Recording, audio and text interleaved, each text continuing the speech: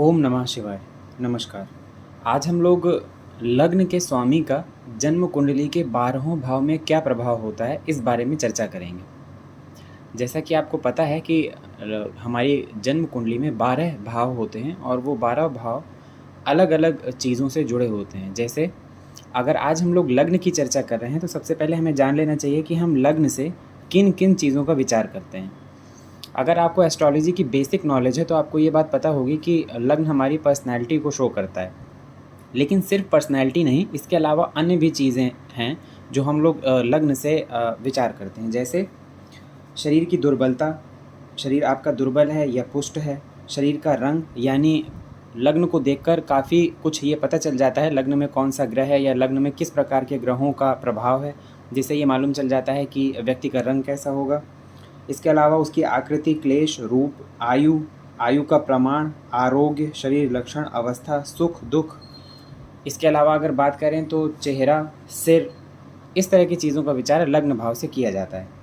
आपकी जन्म पत्रिका में जो लग्न का भाव है, यानी अगर आप इसमें इस चार्ट में देख पा रहे होंगे, तो जो ये लग्न का भाव है, आपकी जन्म कुंडली में इधर पे जो भी राशि लिखी होगी, आपका लग्न वही होता है, वही होगा। जैसे अगर यहाँ पर 1 नंबर लिखा हुआ है तो आप मेष लग्न के हैं, 2 नंबर लिखा हुआ है तो आप वृषभ लग्न के हैं। इस तरह करके कोई भी नंबर इसमें लिखा हो, 10 नंबर लिखा हो आप मकर लग्न के हैं, 11 नंबर लिखा हो आप कुंभ लग्न के हैं, 12 नंबर लिखा हो आप मीन लग्न के हैं।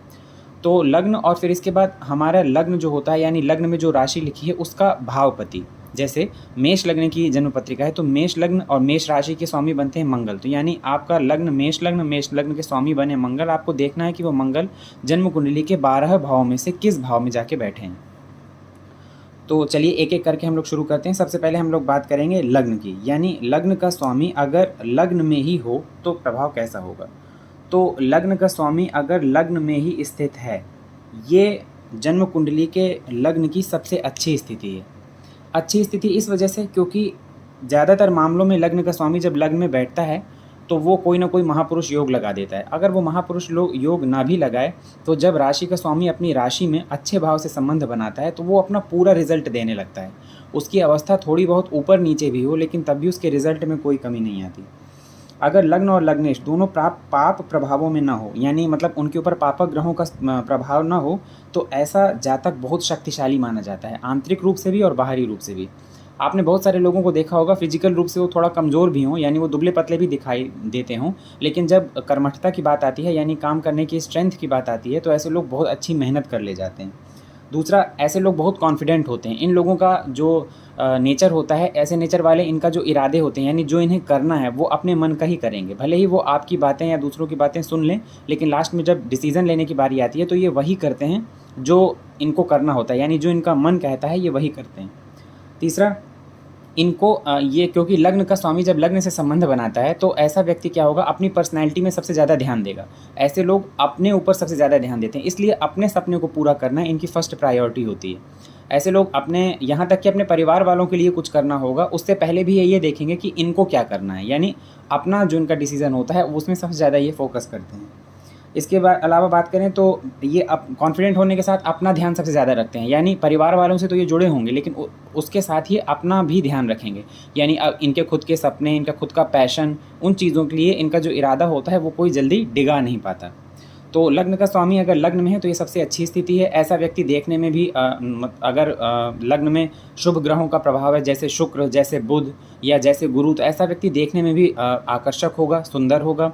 उसका व्यवहार भी दूसरों के प्रति बहुत अच्छा होगा।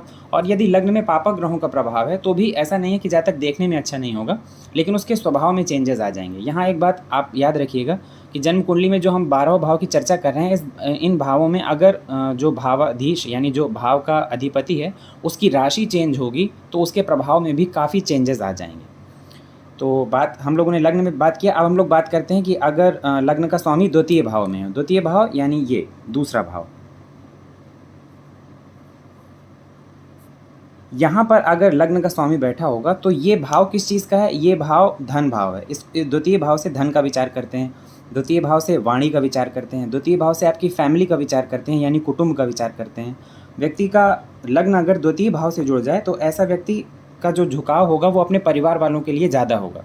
ऐसे लोग जो है अपने परिवार वालों के लिए, परिवार वालों से इमोशनली भी अटैच होते हैं और अपने परिवार वालों के लिए कुछ भी कर गुजरने के लिए तैयार होते हैं। यानी ये लोग परिवार को साथ लेकर चलने वाले होते हैं।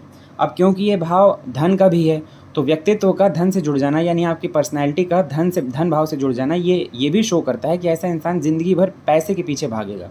यानी उसे लगेगा और कि अगर पैसा ज़िंदगी में है तो सब कुछ है, यानी पैसे को वो फर्स्ट प्रायोरिटी देगा। ऐसा व्यक्ति संस्कारी भी होता है। संस्कारी इन द सेंस कि ऐसे व्यक्ति के अंदर आप कोई बुरे आचरण जनरली नहीं देखेंगे। क्यों? क्योंकि ऐसे लोग अपने परिवार से जुड़े हुए होते हैं, और जो लोग फैमिली से जुड़े हुए होते हैं वो लोगों के अंदर ऐसी चीज़ें अपने आप डेवलप हो जाती हैं जिससे उनके आचरण या जो उनका व्यवहार होता है वो दूसरों के प्रति जनरली अच्छा ही देखा जाता है। ऐसा व्यक्ति कम्युनिकेशन में माहिर होता है। सेकंड जो भाव होता है, यानी द्वितीय भाव होता है, इसे कम्युनिकेशन भी देखा जाता है। ऐसा व्यक्ति कम्युनिकेशन में अच्छा होगा, उसका कम्युनिकेशन दूसरों से बात करने का तरीका, दूसरों से जल्दी घुल मिल जाना ऐसे लोगों का बेहतर होता है। अब बात करें अगर जन्म कुंडली का तीसरा भाव, यानी ये वाला भाव, जन्म कुंडली के तीसरे भाव से हम विचार क्या क्या करते हैं। तो जन्म कुंडली का जो तीसरा भाव होता है ये पराक्रम का भाव होता है, ये छोटे भाई बहनों का भाव होता है, ये प्रयासों का भाव होता है। यानी व्यक्ति किसी चीज़ में अपने कितने अटैम्प्ट दे रहा है, किसी चीज़ में वो अपना कितना परसेंट दे रहा है, 100% दे रहा है, वो अपना काम ठीक से कर रहा है या नहीं कर रहा, वो कितना जोशीला है, वो कितना पराक्रमी है, यानी उसके अंदर स्ट्रेंथ कितनी है, वो काम करना चाहता है या नहीं करना चाहता, उसके छोटे भाई बहन या बड़े भाई बहन जो हैं, माफ़ करिएगा, बड़े भाई बहनों को कैसे होंगे या बड़े भाई बहनों के प्रति उसका झुकाव कैसा होगा, पराक्रम कैसा होगा, ये चीज़ें इस भाव से देखी जाती हैं।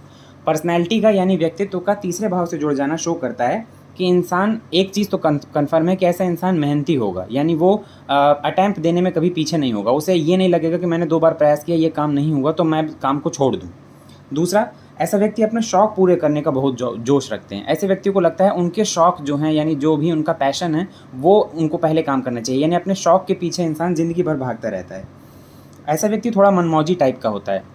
दोस्तों के साथ बाहर घूमना, अपने मन की करना या फिर मौज मस्ती करना, ऐसे लोगों को पसंद होता है काफ़ी। इनको गुस्सा भी आता है, लेकिन गुस्सा ये कभी डायरेक्ट रूप से शो नहीं करते। ऐसे लोग इनडायरेक्टली अपना गुस्सा शो करते हैं। तीसरे भाव से, यानी जो जहाँ पे 3 नंबर आप लिखा हुआ देख रहे हैं, ये खाली नंबर यहाँ पे इसलिए लिखा हुआ है ताकि आप समझें कि ये तीसरा भाव है। यहाँ पे आपकी जन्म कुंडली में कोई भी राशि लिखी हुई हो सकती है। इस भाव से स्पेशली अगर सूर्य अपना संबंध बना ले तो ऐसे जातक को बोला जाता है, सूर्य यहाँ पर बैठ जाएं, सूर्य यहाँ पर उच्च के हो जाएं, या यहाँ पर सूर्य की राशि बनी हुई हो 5 नंबर सिंह राशि, तो ऐसे जातकों के लिए कहा जाता है कि ऐसे जातक जो एक बार सोच लेते हैं वो कर गुजरते हैं। यानी ऐसे इंसान के लिए कुछ भी असंभव नहीं है, क्योंकि तीसरा भाव पराक्रम का भाव है। जन्म कुंडली का जो ये तीसरा भाव होता है, थर्ड हाउस, ये इकलौता ऐसा भाव है, या ये कह लें कि उन भावों में से ये एक ऐसा भाव है जहाँ पे पापक ग्रह भी बहुत अच्छा रिजल्ट करते हैं। स्पेशली मंगल, स्पेशली सूर्य, गुरु भी यहाँ अच्छा रिजल्ट करते हैं, लेकिन मंगल को यहाँ पे कारकत्व प्राप्त है। अगर किसी की जन्म कुंडली में यहाँ पे मंगल की राशि बनी हुई है या मंगल बैठा हुआ है, तो इससे अच्छी स्थिति उसकी जन्म कुंडली के लिए कोई और नहीं हो सकती, क्योंकि वो कितनी भी ख़राब से ख़राब कंडीशन में हो, वो मेहनत करना कभी छोड़ेगा नहीं, और अटैम्प्ट करने में उसे कभी डर लगना नहीं है कि मैं 3 अटैम्प्ट कर चुका, 4 अटैम्प्ट करूँ। वो अपने काम को तब तक करने की कोशिश करते रहते हैं जब तक उस काम को वो फाइनल नहीं कर लेते या उस काम में वो सक्सेस नहीं हो जाते। अब बात करेंगे जन्म कुंडली के चतुर्थ भाव की या फोर्थ हाउस की। तो कहाँ होता है जन्म कुंडली में चतुर्थ भाव? ये हुआ लग्न, द्वितीय, तृतीय, ये है चतुर्थ भाव। इस भाव को कहते हैं चतुर्थ भाव, फोर्थ हाउस।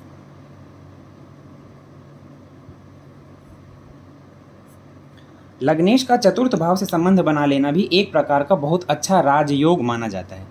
कहते हैं कि अगर चतुर्थ भाव में शुभ ग्रह बैठा हो और वो लग्नेश भी हो, तो ऐसा व्यक्ति पैदा होते ही अपने साथ विरासत में धन, संपत्ति, समाज में नाम, पहचान सब कुछ लेके पैदा होता है। यानी कहते हैं कि उसको खुद के कमाने के लिए कोई ऐसी चीज़ बचती ही नहीं है जो वो कमाए। स्पेशली तो क्यों? क्योंकि चौथे भाव से किसका विचार होता है? चौथे भाव से लैंड का विचार होता है, यानी भूमि का, बिल्डिंग का विचार होता है, भवन का, वाहन जो आपके पास गाड़ियां हैं उनका विचार होता है, ज़मीन का विचार होता है, जनता का विचार होता है, माता का विचार होता है, आप खुद कितना खुश हैं उसका विचार होता है। अगर किसी की जन्म कुंडली में चतुर्थ भाव कमज़ोर है, चतुर्थ भाव जो है पापक ग्रहों के प्रभाव में है, या किसी तरह से इस भाव की स्थिति अच्छी नहीं है, तो आप देखेंगे व्यक्ति के पास करोड़ों रुपए भी होंगे, लेकिन अंदर से उसको शांति नहीं मिलेगी। क्यों नहीं मिलेगी? क्योंकि ये भाव सुख का भाव है। जब ये भाव खराब हो जाता है तो इंसान बाहर से कितना भी पैसा कमा के घर आए, लेकिन जब वो घर में आएगा तो ऐसे लोग, कई लोगों को आपने देखा होगा कि वो लोग बहुत अच्छा कमाते हैं, उनकी लाइफ़स्टाइल बहुत अच्छी है, लेकिन अपने घर से परेशान रहते हैं। घर के क्लेश उनको परेशान करते रहते हैं। तो चौथा भाव जो होता है ये बहुत अच्छा भाव होता है। इस भाव से अगर लग्नेश अपना संबंध बना ले तो ऐसा जातक अपनी माता की तरफ खास तौर पे झुकाव लिए होता है, क्योंकि इस भाव से माता का विचार भी किया जाता है। ऐसे लोग अपनी माँ से ज़्यादा प्रेम करते होंगे, माँ की तरफ कुछ ज़्यादा झुकाव लिए हुए होंगे। अच्छा, अपने ऐसा व्यक्ति जो होगा, क्योंकि ये स्वदेश का भाव है। स्वदेश इन द सेंस कि व्यक्ति को अपने घर में, अपने एरिया में रहना पसंद होगा। कुछ लोगों के मुँह से आपने हमेशा सुना होगा कि हम अपने घर को छोड़ के कहीं नहीं जाएंगे, जो हमें करना है बिजनेस या जॉब हम यहीं करेंगे। ऐसे लोग यही होते हैं जिनका चौथा भाव जो है व्यक्तित्व से जुड़ जाता है, उनकी पर्सनैलिटी यहाँ पे आके जुड़ जाती है, या लग्नेश खुद यहाँ पे बैठे होते हैं, या फिर कोई शुभ ग्रह यहाँ पे बैठा होता है जिसके ऊपर पापक ग्रहों का प्रभाव ना हो। तो ऐसे लोग अपने घर में रहना पसंद करते हैं, अपने देश को छोड़ के जाना उनको अच्छा नहीं लगता। अब देश इन द सेंस यहाँ पर ज़रूरी नहीं कि पूरे देश की बात हो रही है। ऐसा है कि उसको अपना घर, यानी जिस जगह उसका जो जन्म स्थान है वो छोड़ के जाना उसको क्या होता है, पसंद नहीं होता है। इसके अलावा उसके पास अपना खुद का मकान, खुद की गाड़ी, ये चीज़ें बताई ना कि जो अगर ये भाव जो है वो मजबूत अवस्था में हो, लग्नेश का यहाँ से संबंध हो, विशेष तौर पे शुभ ग्रहों से, तो व्यक्ति अपने विरासत में ये सारी चीज़ें लेके पैदा होता है। लेकिन इसके बाद वो खुद का मकान भी बना लेता है। यानी ऐसा नहीं है कि वो व्यक्ति एम्बिशियस नहीं होगा, एम्बिशियस होगा, वो खुद का भी मकान, भले उसके विरासत में उसे मकान मिला, लेकिन फिर भी वो मकान बनाएगा, गाड़ी खरीदेगा, बिजनेस करेगा। क्योंकि चौथे भाव में बैठा ग्रह सीधे 10वें घर को देखेगा, 10th हाउस को। 10th हाउस से कर्मा का विचार किया जाता है। तो ऐसा व्यक्ति, ऐसा नहीं है कि उसे अगर सब कुछ मिल जाएगा तो वो शांति से बैठ जाएगा, वो अपने लिए अलग से ये चीज़ें भी बनाएगा। इसके अलावा बात करें तो ऐसे इंसान के अंदर थोड़ी सी ये कमी होती है कि ऐसा इंसान दूसरों को नीचा दिखाने में, अपने पास जो चीज़ें हैं उनका घमंड करते हैं, दूसरों को अपने से थोड़ा नीचे समझते हैं, या कह लीजिए नीचा दिखाना इनको अच्छा लगता है दूसरों को। दशम भाव में दृष्टि अगर होगी, यानी यहाँ से बैठ के जब दशम भाव में देखेंगे, तो ऐसा व्यक्ति ज़्यादातर बिजनेस को प्रेफर करता है। और कैसा बिजनेस? तो अपने घर से जुड़ा हुआ, क्योंकि ऐसे लोग अपने घर को छोड़ के जाना पसंद नहीं करते। तो वो कोशिश करते हैं कि उनको ऐसा कोई बिजनेस मिल जाए, ऐसा कोई काम मिल जाए जिसमें उनको घर छोड़ के जाना भी ना पड़े और उनका काम भी चले। तो ज़्यादातर ऐसे लोग बिजनेस को प्रेफर करते हैं। हालांकि अगर उनको जॉब मिलती है तो ऐसा नहीं कि ऐसे लोग जॉब नहीं करते, लेकिन वो घर से थोड़ा अटैच होते हैं, इस वजह से उनको घर छोड़ के जाना अच्छा नहीं लगता। अब बात करें अगर पंचम भाव की, तो पंचम भाव ये रहा। पंचम भाव से किन चीज़ों का विचार होता है? पंचम भाव से शिक्षा का विचार होता है। ये भाव जन्म कुंडली में बहुत अच्छा माना गया है, मतलब वन ऑफ द बेस्ट भाव यही है जन्म कुंडली का। इसे त्रिकोण भाव कहा जाता है, या धर्म त्रिकोण भाव भी इसी भाव को कहा जाता है। क्यों? क्योंकि इससे शिक्षा का विचार होता है, इससे आपकी कम्युनिकेशन का विचार होता है, आप दूसरों से कैसा व्यवहार करते हैं उसका विचार होता है। इसे लक्ष्मी स्थान भी कहा गया है। अगर ये भाव किसी व्यक्ति की जन्म कुंडली में मजबूत हो तो ऐसा व्यक्ति पैसे रुपए से भी बेहद मजबूत माने गए हैं। अच्छा, ऐसा व्यक्ति शिक्षा में भी अच्छा होगा, जिनके लग्नेश यहाँ बैठेंगे शिक्षा में भी अच्छा होगा, और उसके प्रेम संबंध भी अच्छे होंगे। प्रेम संबंधों का विचार भी 5th हाउस से ही किया जाता है। ज़्यादातर आप ऐसे कोई व्यक्ति जो अपने प्रेम संबंध में असफल हो जाते हैं, या उनको उनका जो प्रेम संबंध होता है वो ख़राब हो जाता है, तो अब जब भी आप उनकी बर्थ चार्ट खोलिएगा, आप देखिएगा 5th जो उनका हाउस है, यानी पंचम भाव जो है, या तो वो पाप प्रभावों में है या बुरी तरह से प्रभावित है ऐसी स्थितियों से जिसमें ये भाव कमज़ोर पड़ रहा हो। भाव कमज़ोर पड़ रहा हो, भावपति कमज़ोर पड़ रहे हो, भाव के जो कारक हैं वो कमज़ोर पड़ रहे हो।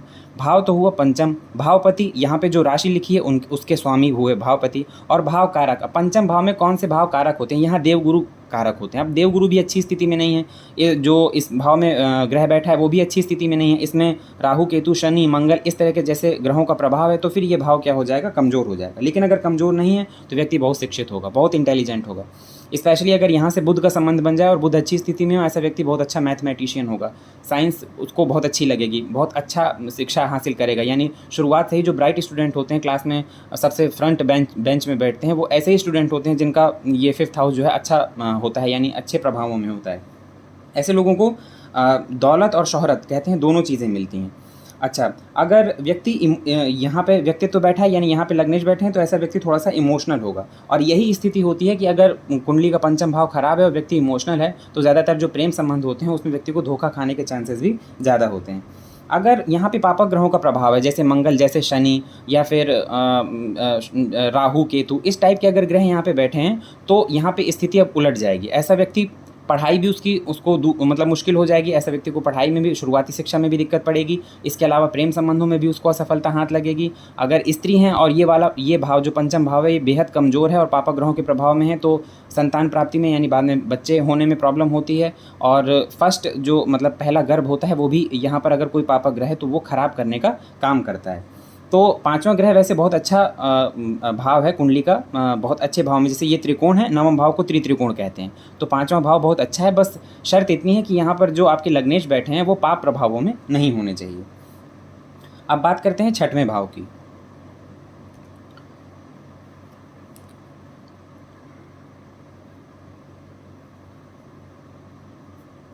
छठवें भाव को जन्म कुंडली में बहुत अच्छा भाव नहीं माना जाता। यहाँ से जो चीज़ें विचार की जाती हैं वो विचार की जाती हैं आपके एनिमीज़, यानी आपके शत्रु कौन कौन किस टाइप के होंगे, उन शत्रुओं से आपका संबंध जो है वो कैसा होगा।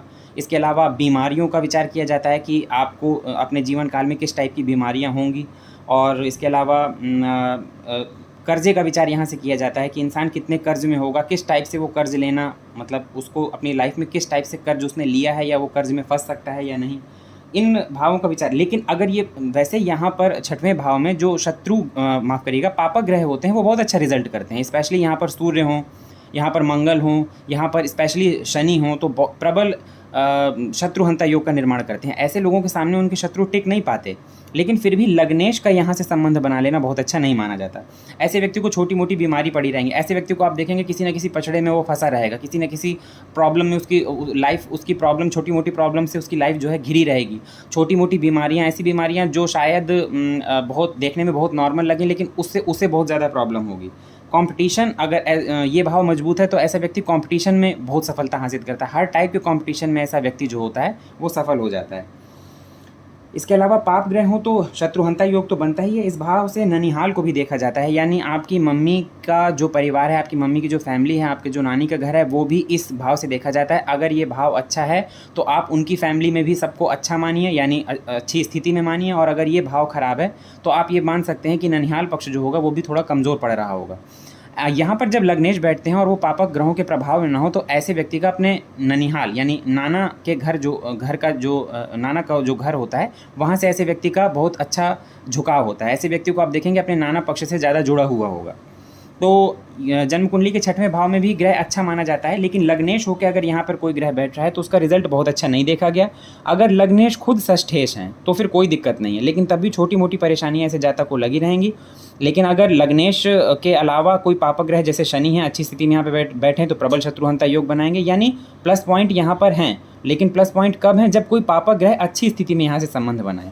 लग्नेश का यहाँ से संबंध बनाना बहुत सारी कंडीशंस में अच्छा नहीं माना जाता। भले ही ऐसा व्यक्ति कंपटीशन में सबसे आगे रहे, कंपटीशन में हर कंपटीशन को वो पार कर ले, लेकिन फिर भी लाइफ में छोटी मोटी प्रॉब्लम उसको बनी रहेंगी। इसके अलावा छोटी मोटी बीमारियाँ उसको बनी रहेंगी, किसी न किसी तरह के पछड़े में वो फंसा रहेगा। पछड़े का मतलब कि किसी न किसी छोटी मोटी प्रॉब्लम में वो फंसा रहेगा। ऐसी जगह जहाँ से वो उम्मीद नहीं है वहाँ पर कहीं उसको छोटी मोटी कोई बातचीत चल रही है, अचानक से कोई ऐसी बात हो जाए जिसमें उसका झगड़ा हो जाए, तो ऐसी स्थिति में मतलब ये स्थिति अच्छी नहीं मानी जाती, क्योंकि यहाँ पे बैठा ग्रह जो है वो सीधे 12वें घर को भी देखता है और 12वां घर भी कुंडली में बहुत अच्छा नहीं माना जाता। तो आज हम लोगों ने चर्चा किया जन्म कुंडली के लग्न, द्वितीय, तृतीय, चतुर्थ, पंचम, षष्ठ भाव में लग्नेश का फल। आने वाली वीडियो में हम लोग सप्तम से लेकर द्वादश भाव तक लग्नेश के बैठने का विचार हम लोग करेंगे। अगर ये वीडियो आपको अच्छा लगा हो तो इस वीडियो को लाइक करिएगा, चैनल सब्सक्राइब करिएगा और बेल आइकन दबाइएगा, ताकि जब इसका नेक्स्ट वीडियो चैनल में अपलोड किया जाए तो आपके पास नोटिफिकेशन आ जाए। तब तक तो मिलते हैं अगले वीडियो में, जब हम लोग अगले 6 भावों में जन्म कुंडली में लग्नेश के स्थिति को समझेंगे। तब तक के लिए हर हर महादेव, धन्यवाद।